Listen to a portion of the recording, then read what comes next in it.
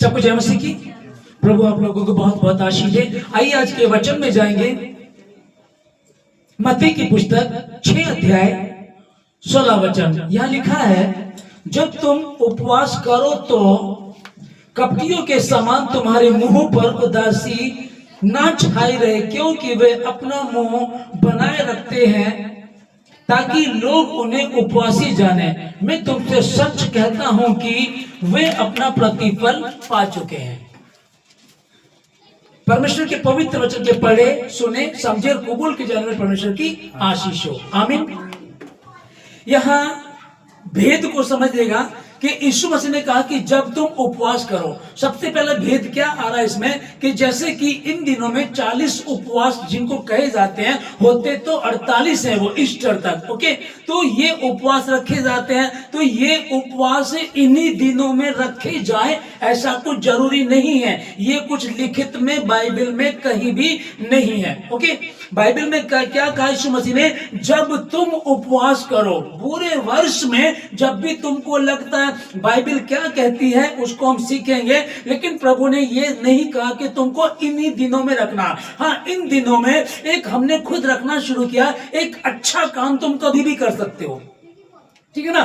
कहीं अगर बात करें कि भाई कोई चुगली कर रहा है, कोई चोरी कर रहा है, कोई गंदा काम कर रहा है, कोई पड़ोसी के साथ झगड़ रहा है, बेमतलब में पंगे ले रहा है, तो वो तो कभी भी नहीं करना चाहिए। और अच्छा काम, भलाई करना, आप भूखों को खाना खिलाना चाहते हो तो उसका कोई विशेष दिन तो नहीं है। आप किसी भी दिन जाओ, भूखों को खाना खिलाओ, गरीबों को अगर वो कपड़े पहनो, भी कभी भी कर सकते हो। अच्छे काम के लिए कोई भी निश्चित समय नहीं है। और इसमें प्रभु यीशु मसीह ने यहाँ कहा कि जब तुम उपवास करो तो किस रीति से करना है उपवास तुमको, कपटियों के समान। अब कपटी कैसे होते हैं समझ लीजिएगा कि कपटियों के समान अपने मुंह को मलान नहीं रखना। वो जब उपवास रखते हैं तो इससे ज्यादा दिखावा करते हैं, मेरे फास्ट चल रहे हैं, मैं फास्टिंग में हूं, हम उपवास में हैं, वो ज्यादा बातें बनाते हैं। तुमको ऐसा नहीं करना।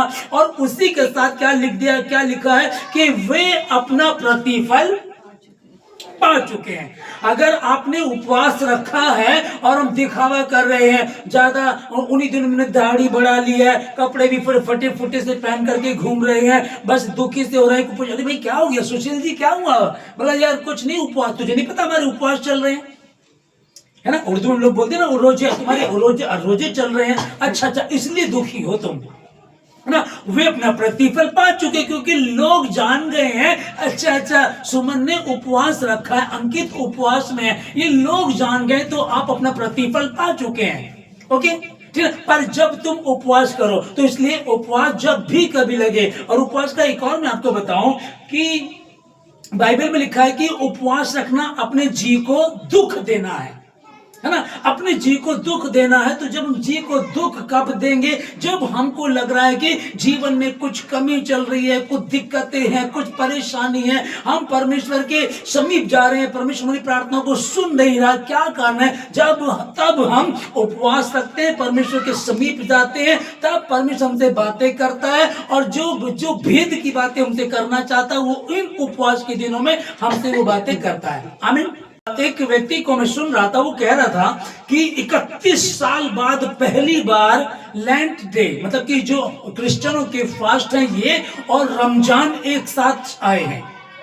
ओके, ऐसा कुछ दिक्कत तो नहीं है इसमें कोई। हाँ, वो कह रहा था कि खुशी की बात है कि ये दोनों एक ही बार आए हैं, एक साथ आए हैं, जबकि एक साथ नहीं आए हैं। जो हमारे क्रिश्चियंस फास्ट हैं, जो लेंट डे हैं, वो कब शुरू हुए? 18 तारीख को, 18 फरवरी को शुरू हुए, और जो रमजान है वो 19 तारीख को शुरू हुए, 19 फरवरी को। तो यहां भी फर्क आ गया, उस बात को बोल रहा था। ओके, फिर दूसरा वो कह रहा था कि जो लेंट डे है, क्रिश्चियन के जो फास्ट हैं और हमारे जो रमजान है वो सेम होते हैं।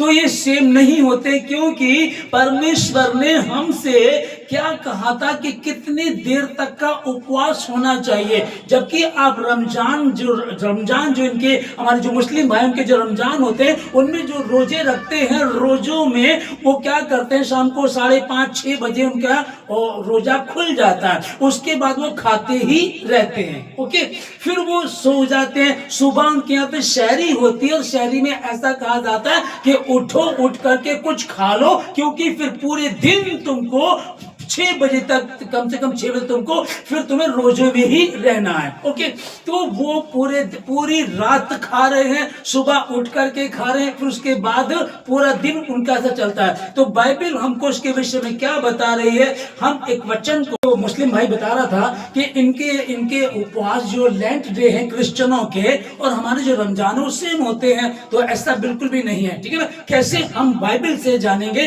क्या यहाँ लय व्यवस्था, जिसको उर्दू में एबार कहा जाता है, एबार की पुस्तक है ना, और हिंदी में जो है लय व्यवस्था 23 का 32, उपवास का मतलब क्या है? यहाँ अपने अपने जी को दुख देना। हालेलुया। और क्या लिखा, आगे लिखा कि और उस महीने के 9वें दिन की सांझ से लेकर दूसरी सांझ तक अपना विश्राम दिन माना करना। आमीन।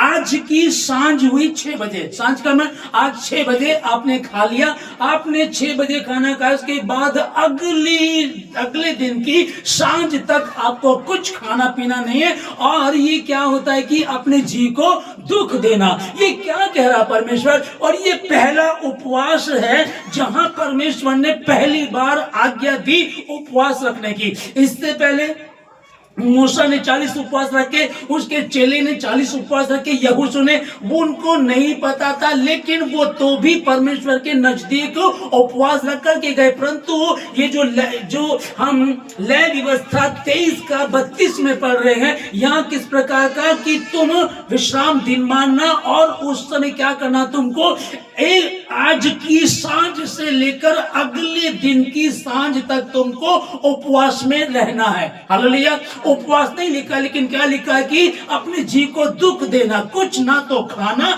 ना कुछ पीना है। तो उपवास ये है। आमीन। जैसे कि वो मुस्लिम भाई बता रहा था कि इनके रोजे, हमारे रोजे और इनके जो लेंट डे हैं, इनके जो फास्टिंग प्रेयरिंग है क्रिश्चियनों की, वो सेम होती, सेम नहीं है। हाँ, सेम कुछ कर दी गई है। हम कई बार बात करते हैं कि हमें परमेश्वर के वचन से ढूंढना क्या सही है क्या गलत है, यीशु मसीह ने क्या कहा है, कैसे हमें करना है। भाई सुशील भाई कुछ बता रहे हैं, सुमन बहन कुछ बता रहे हैं, यू भी कुछ बता रहा है, अलग अलग बता रहे हैं। तो क्या होता है कि ऐसा करते हैं, आईना देखते हैं, है ना, ये बाइबल को देखते हैं, इसमें मालूम पड़ेगा क्या सही और क्या गलत है। हालेलुया। ये क्या हुआ, 12वीं सदी की बात है। ये 12वीं सदी में ऐसा हुआ कि जो कैथोलिक वाले हैं, उनका जो पॉप है, उनसे बात हुई। जो क्रिश्चियन लोग हैं, कुछ मेहनत मजदूरी करते हैं, उन लोगों ने ऐसा करना शुरू किया कि ऐसा करते भाई, पॉप से हम चिट्ठी लिखते हैं, बात करते हैं कि हम लोग मेहनत करते हैं और अगली साल तक 24 घंटे तक हमको उपवास रखना, ना तो पानी पीना है और ना ही कुछ खाना है। तो इसमें थोड़ा सा चेंज आना चाहिए कि हम कुछ खा सके। तब 12वीं सदी में एक बात वहां कैथोलिक चर्च जो है, उनके लोगों ने कहना शुरू किया, ठीक है फिर तुम बीच में थोड़ा कुछ खा सकते हो। ठीक है, ये अपनी मर्जी हुई है, बाइबल की मर्जी नहीं। बाइबल में क्या लिखा है, आज की सांझ से लेकर अगले दिन की सांझ तक, मतलब 24 घंटे तक तुमको उपवास रखना, अपने जी को दुख देना है। अभी मैंने 8 घंटे तक उपवास रख लिया है। ओके, 2 घंटे में फिर मुझे बड़ी भूख लगी और मैं किचन में गया, मैंने कुछ खा लिया।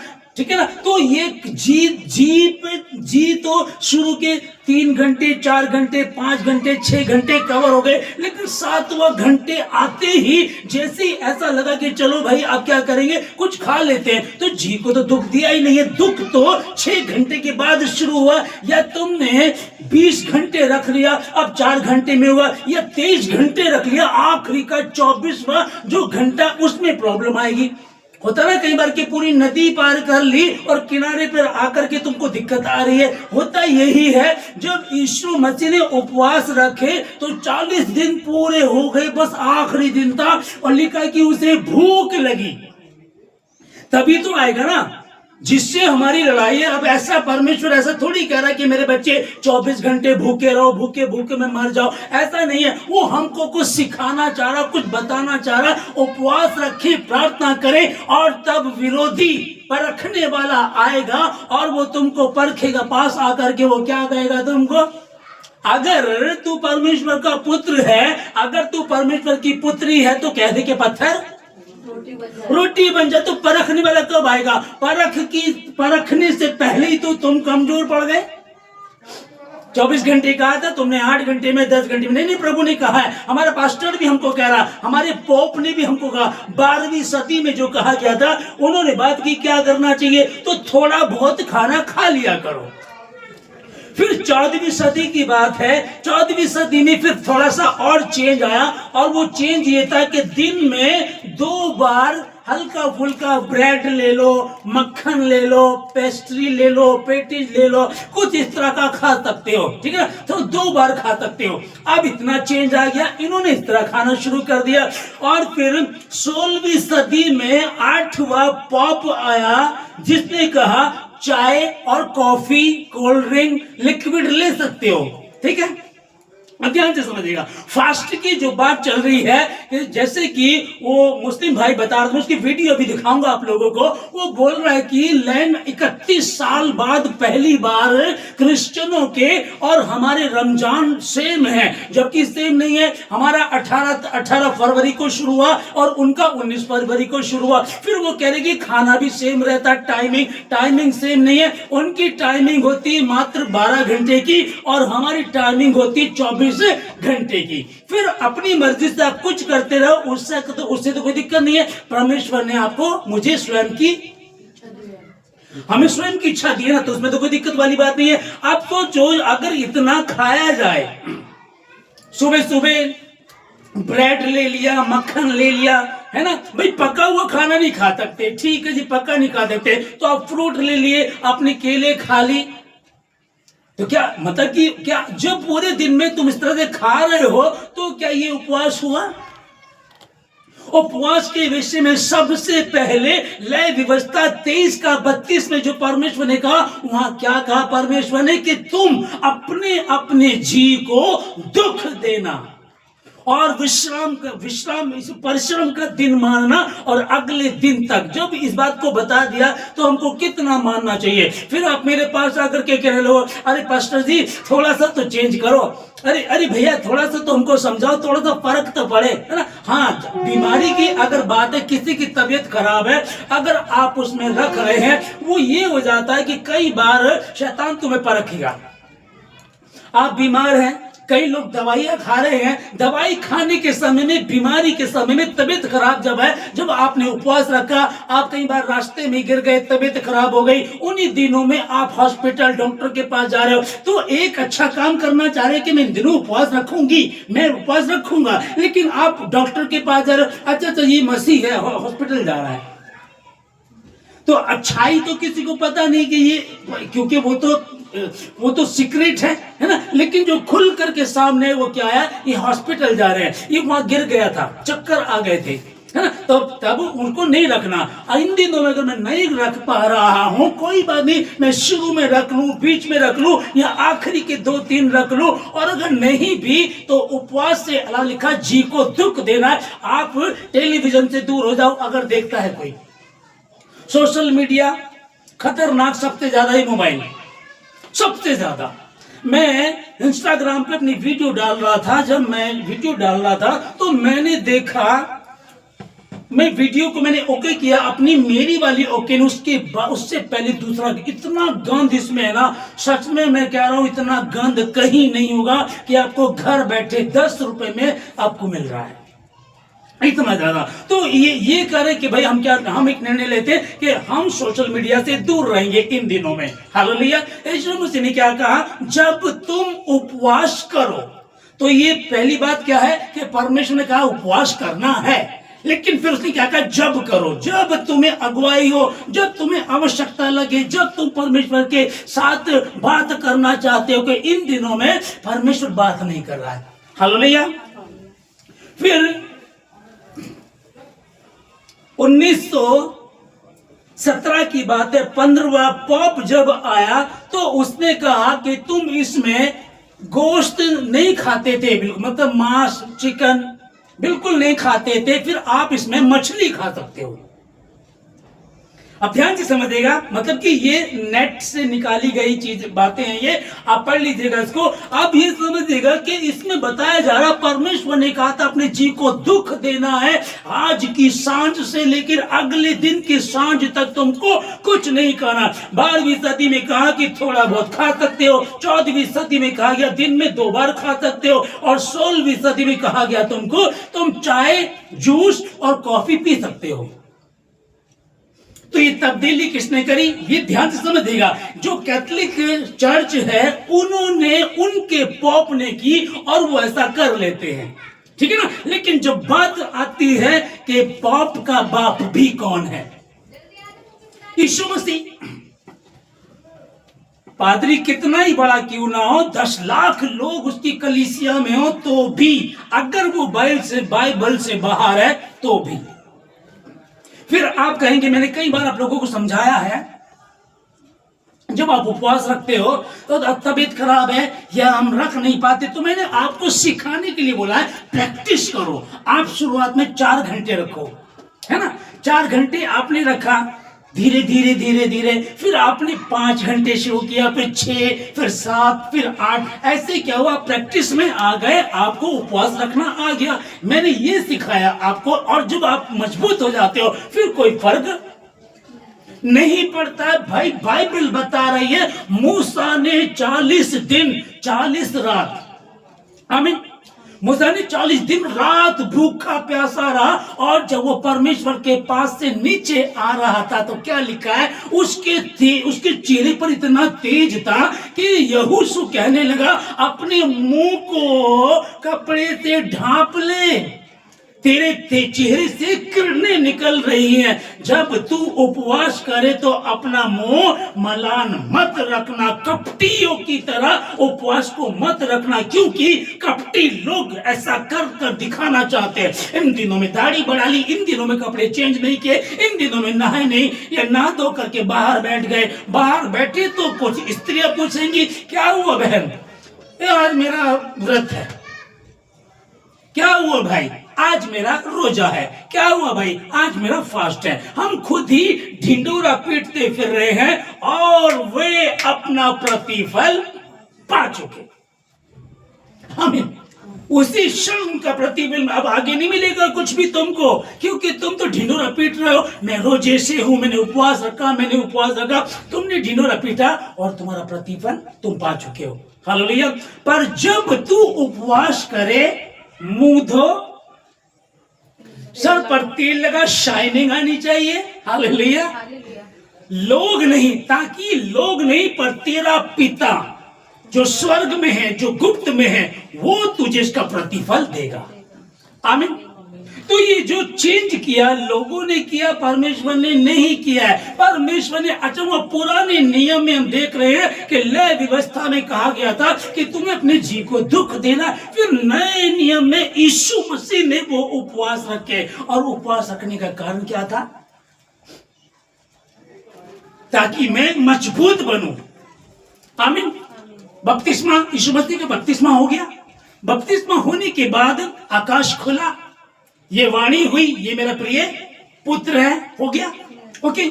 उसके बाद वो आगे बढ़ करके उपवास रखे उसने, तो अब उसे उपवास रखने की आवश्यकता थी क्या जरूरत है, परमेश्वर ने कह दिया ये मेरा प्रिय पुत्र है, छाप लग गई, ये मेरा प्रिय पुत्र है, पवित्र आत्मा उसके ऊपर उतरा, डबल छाप हो गई, और यूहन्ना कह रहा, देखो परमेश्वर का मेमना जो जगत का पाप उठा ले जाता है। देखो कितनी सारी बात है, ठीक है ना। तो अब आपको जो एक व्हाइट कलर का सूट दिया गया है, उस सूट को 2-3 बार पहनो और उसके बाद टांग दो, वॉश किए बिना। अच्छा रहेगा जितना व्हाइट है उतना ज्यादा उसको साफ रखना पड़ेगा, अच्छा पाउडर से धोना पड़ेगा, अच्छे से रखना पड़ेगा, गंदे हाथ ना लगे। तब यीशु मसीह ने उपवास रखे ताकि जो गिफ्ट मुझे मिला, मेरे विषय में भविष्यवाणी हुई, ये परमेश्वर का मेमना जो जगत का पाप उठा ले जाता है, ये मेरा प्रिय पुत्र है और पवित्र आत्मा मुझ पर उतरा। अब मुझे इनको संभाल करके रखना, शेप रखना, इनको और बढ़ाना है ताकि ऐसा ना हो एक तोड़ा मिला और दफना दिया। करना क्या, 5 तोड़े मिले और 5 और कमाए। अब मैं इसको और सामर्थ्य बन सकूं और मैं ताकतवर बन सकूं। जो उद्देश्य परमेश्वर का, सेनाओं के यहोवा का उद्देश्य मेरे जीवन से है, जो उसने मुझे धरती पर भेजा, जो उसने मुझे नमक कहा, जो मुझे पृथ्वी की ज्योति कहा, अब मैं वैसा बनूंगा। कैसे? उपवास के साथ मैं जाऊंगा, मैं उपवास करूंगा, मैं उपवास करूंगी ताकि हम और अच्छे बन सके और शैतान का सामना कर सके।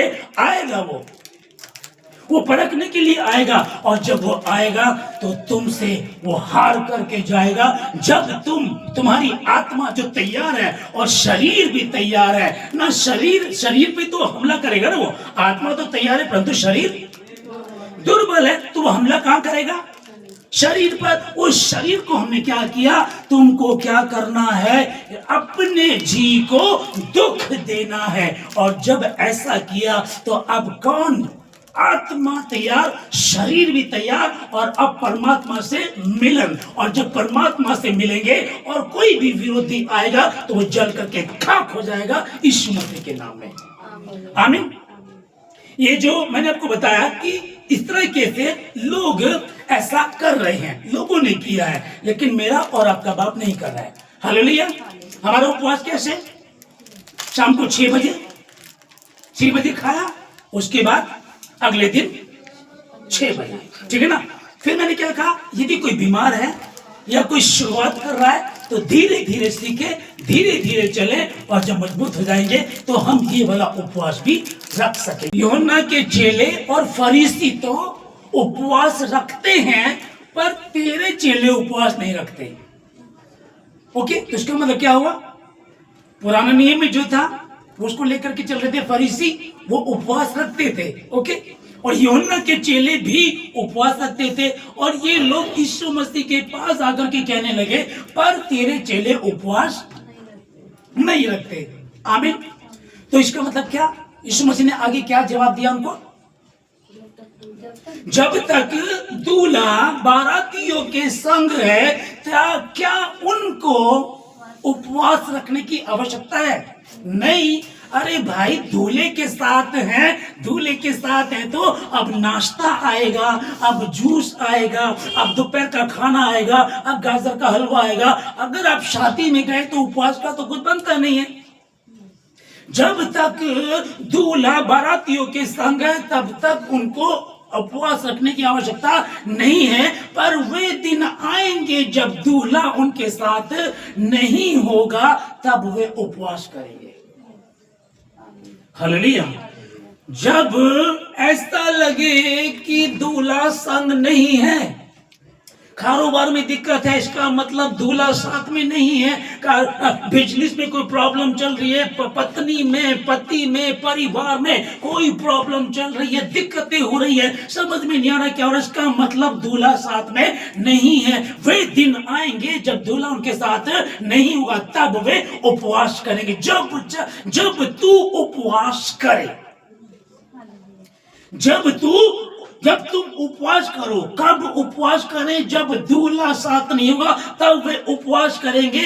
अब अगर आपको लग रहा है कि कहीं प्रॉब्लम चल रही है, जाओ उपवास में, अपने जी को दुख दो, बैठो यीशु मसीह के समीप, मांगो, देखो प्रभु मुझे धो करके शुद्ध कर, कहाँ गलती हो गई है, क्या कमी है मुझ में, मुझे बता परमेश्वर, मेरे जीवन से अपनी महिमाओं के लिए मेरे जीवन में नया काम कर, मुझे परमेश्वर आशीष दे। खुदावंद, तूने कहा परमेश्वर मैं तेरे भीतर से पत्थर का हृदय निकालकर मांस और लहू का हृदय फिट करूंगा। वो यीशु मसीह के नाम में आप सबों के लिए हो, यीशु मसीह के नाम में।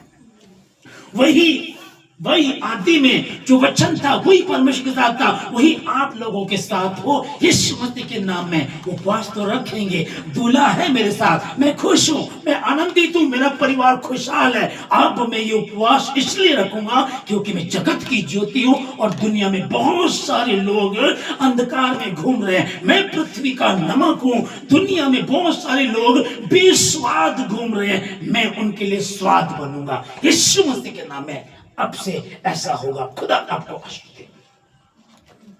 तो जब तू उपवास करे तो इस प्रकार से करना, मुंह धो, हालेलुया, मुंह धो, अपने सर पर तेल लगा, ताकि लोगों को नहीं, पर जो तुम्हारा स्वर्गीय पिता उसको उपवासी दिखो। ओके, पहले मेरा क्या था और लंबे समय तक ये चला मेरा उपवास के दिन, तो मैं शेव बढ़ा लिया करता था, दाढ़ी बढ़ जाया करती थी। तो कुछ तो समझदार लोग होते थे, वो कहते क्या बात भैया, तबीयत खराब है क्या? समझदार क्रिश्चियन में, मतलब वो लोग बोलते थे क्या तबीयत खराब है? मैं बोलता था नहीं उपवास है ना। क्या अच्छा, तो किसी ने समझाया नहीं कि नहीं करना है। फिर क्या करते थे, मेरे कपड़े भी फिर से सिंपल से ही कपड़े होते थे। पर इन दिनों में जब मालूम पड़ गया कि परमेश्वर, हम जब यीशु मसीह महाराज जिस दिन, उसको क्या बोलते हैं, बैड गुड फ्राइडे, क्या बोलते हैं, गुड फ्राइडे बोलते हैं। किसी को क्या करके देखो कि जिस दिन तेरा बाप मरा, जिस दिन तेरी माँ मरी, वो दिन अच्छा था। ऐसा हो सकता है क्या? बुरा था, मेरी माँ चली गई दुनिया से, मेरा बाप चला गया, दुख का विषय है।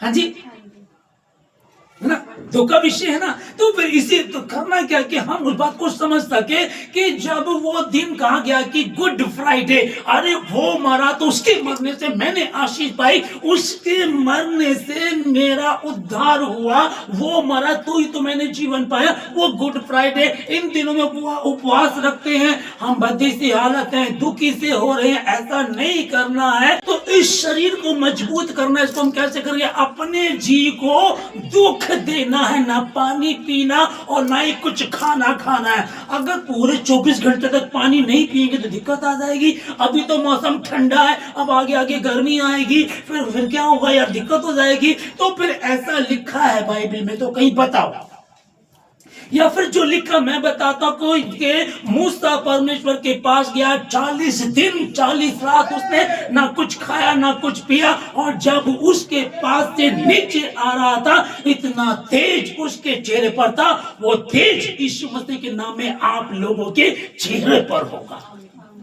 और आपसे आपके परिवार में जो आपसे टच होगा, उसमें वो ट्रांसफर होता चला जाएगा यीशु मसीह के नाम में। पर जब तुम उपवास करो, जब तुम उपवास करो तो अपना मुंह धो, मुंह मलान नहीं रखना है, बढ़िया अच्छा पहनो, अच्छी तरीके से रहो। होना चाहिए कि ये 40 दिन जो उपवास रख रहे हो और बाकी 325 दिनों में चाहे तुम जैसे भी नजर आते हो, पर इन 40 दिनों में, 365 दिनों में से 40 दिनों में होना चाहिए कि खुदा का नूर मेरे और आपके चेहरों पर हो।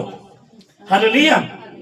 इन दिनों में, क्योंकि क्या चल रहा है, अब पहले मैं कोयला हूं, ओके, लेकिन इस कोयले को अंगीठी में, जलती अंगीठी में डाल दिया, तो अभी क्या बनेगा? कोयला बना रहेगा? अब ये अंगारा बन जाएगा, और इस अंगारे से दूसरा कोयला टच होगा तो अंगारा कोयला बन जाएगा, कोयला भी अंगारा बन जाएगा। आमीन। फिर एक कोयला उससे टच होगा, फिर वो भी अंगारा बन जाएगा, फिर एक और कोयला उससे टच होगा, वो भी अंगारा बन जाएगा। आप अंगारे हैं, यीशु मसीह जलती अंगीठी है, उस जलती अंगीठी के नजदीक में चला गया, मैं उसमें घुस गया हूं, अब मैं अंगारा बन गया हूं, और ये अंगारा यीशु मसीह के नाम में हर कोयले को अंगारा बना देगा, हर बुझे हुए कोयले को अंगारा बना देगा। पर जब तुम उपवास करो तो अपना मुंह मलान मत रखना, कपटियों के समान। जो कपटी लोग ऐसा करते हैं लोगों को दिखाने के लिए कि हम उपवास में हैं, वे अपना प्रतिफल पा चुके। तुम्हारा प्रतिफल ये होगा, मैं मूसा की गवाही दे रहा हूं, उसके चेहरे पर तेज था, और आप गवाही देंगे यीशु मसीह के नाम में। हालेलुया। जब तू उपवास करे, अरे क्या बात है, यूहन्ना के चेले और फरीसी दोनों उपवास रखते, पर तेरे चेले यीशु गुरु, तेरे चेले उपवास नहीं रखते। हाँ, रखेंगे। जब तक दूल्हा उनके साथ है उनकी कोई आवश्यकता नहीं है, पर जब दूल्हा उनके साथ नहीं होगा तब वो बाराती उपवास नहीं रखते हैं, पर तब जब दूल्हा अलग कर दिया जाएगा तब उपवास रखेंगे। और अगर आप आशीषित हैं, खुशहाल हैं, प्रभु का धन्यवाद। अब आवश्यकता नहीं है, क्योंकि मेरे साथ तो दूल्हा है। अब दूल्हा ये चाहता है, कुछ लोग हैं जो कोयला बन गए हैं, उनको अंगारा करो। आपके परिवार में ऐसे लोग हैं, आपके रिश्तेदारों में ऐसे लोग हैं, जहां आप काम करते वहां ऐसे लोग हैं। सोच कर देखो कि भैया अंत का समय आ गया और सब न्याय के लिए खड़े हैं, और आपके अपने वो नर्क की आग में भेजे जा रहे हैं और आप स्वर्ग वाली लाइन में खड़े हैं। क्या अकेला जाना पसंद करेंगे? जब वो बाराती के साथ जब तक दूल्हा है उनको उपवास रखने की आवश्यकता नहीं, पर जब दूल्हा उनसे अलग कर दिया जाएगा तब वो उपवास करेंगे। मैंने क्या कहा, ध्यान से समझिएगा। अब मुझे आवश्यकता नहीं है। सपोज करो हम आशीषित है, कारोबार, परिवार, बच्चे, पढ़ाई लिखाई सब कुछ बढ़िया चल रहा है, हमें आवश्यकता नहीं है। तो अब तुम्हें आवश्यकता नहीं ना, अब इसलिए उपवास रखो। जो मेरा पड़ोसी है, जो मेरे मोहल्ले के लोग हैं, जो मेरे नगर के लोग हैं, मेरे शहर के लोग हैं, मेरे स्टेट के लोग हैं, मेरे देश के लोग हैं, मेरी धरती के जो लोग हैं, उनके लिए मैं उपवास रखूं। एब्स्टीन फाइल आई। उसके बाद ऐसा नहीं कि खत्म, उसके बाद एक गंध इतना इसने उसको मार दिया, सगे भाई ने अपने भाई को मार करके दफना दिया, उसी की कब्र के ऊपर सोता रहा। क्या कहां है हम लोग? तुम पृथ्वी का नमक हो। लोग दुखी हैं, परेशान हैं, बेहाल हैं, उलझे हुए, उनके पास कोई आशीष नहीं है, उनके पास कोई सहारा नहीं है। वो बेस्वाद घूम रहे हैं, चिढ़े हुए, गुस्से में दुखी, परेशान, और वो चाहते हैं कि किसी के ऊपर अपना गुस्सा उड़ेल दे। कुछ जैसे पान खाता ना, कहा थूकू, उसी रीति से वो लोग घूम रहे हैं। कहां जाएं? आप अंगारा हैं, और आपसे जो टच होगा वो भी, हालेलुया, आपसे जो टच होगा वो भी अंगारा बन जाएगा।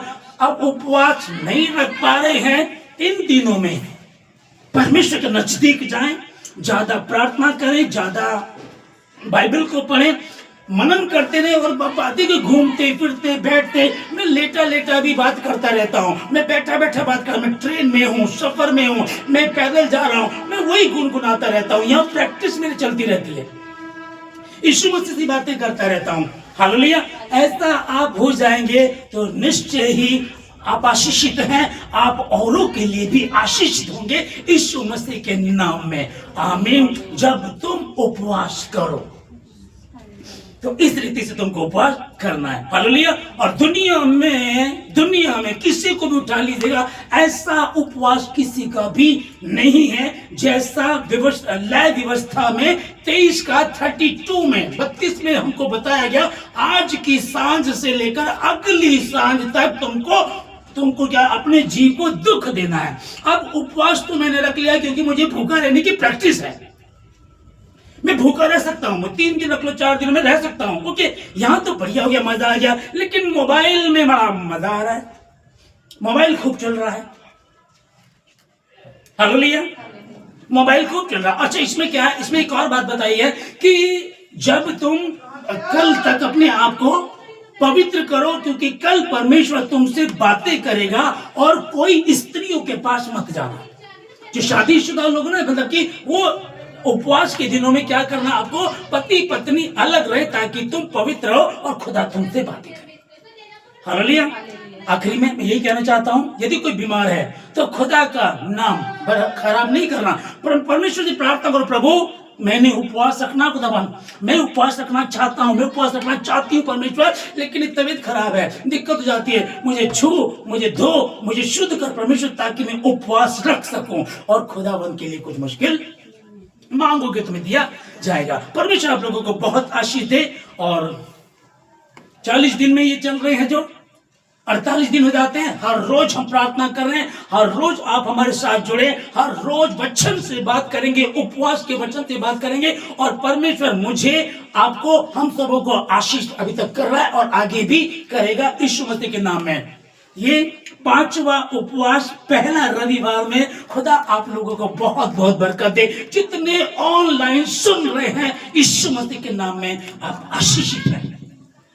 जितने भवन में हैं आप आशीषित हैं। जितने भवन के आसपास सुन रहे आप सब आशीषित हैं यीशु मसीह के नाम में। ये 2026 में मैं आप लोगों के लिए घोषणा करता हूं, यीशु मसीह के नाम में घोषणा करता हूं, यीशु मसीह के नाम में कि आप आशीषित हैं। इस बार जब उपवास पूरे हो जाएंगे तब नहीं कि ईस्टर वाले दिन तक आपको बदला, आप पहले ही आपके बंधन टूटेंगे, हर प्रॉब्लम जाएगी और इस बार परमेश्वर आपको बताए से आशीष देगा। हाँ, दिक्कतें हैं, परेशानियां चल रही हैं, हम क्या करें समझ में नहीं आ रहा, कुछ नहीं करना, उसके प्रति ईमानदार रहो, वो तुम्हें आशीषित करेगा। जितने उसके प्रति ईमानदार है, जितने कह रहे प्रभु मैं तुझे जानता हूं और तू मुझे जानता है, तू मेरा पिता मैं तेरा बेटा, बस यही रिश्ता मेरे लिए काफी है। और इतना रिश्ता है तो बाप बेटे को किसी भली वस्तु की घटी होने नहीं देगा। आप सबों को यीशु मसीह के नाम में ये जो फास्टिंग प्रेयर के दिन चल रहे हैं इनमें परमेश्वर आपको बहुत से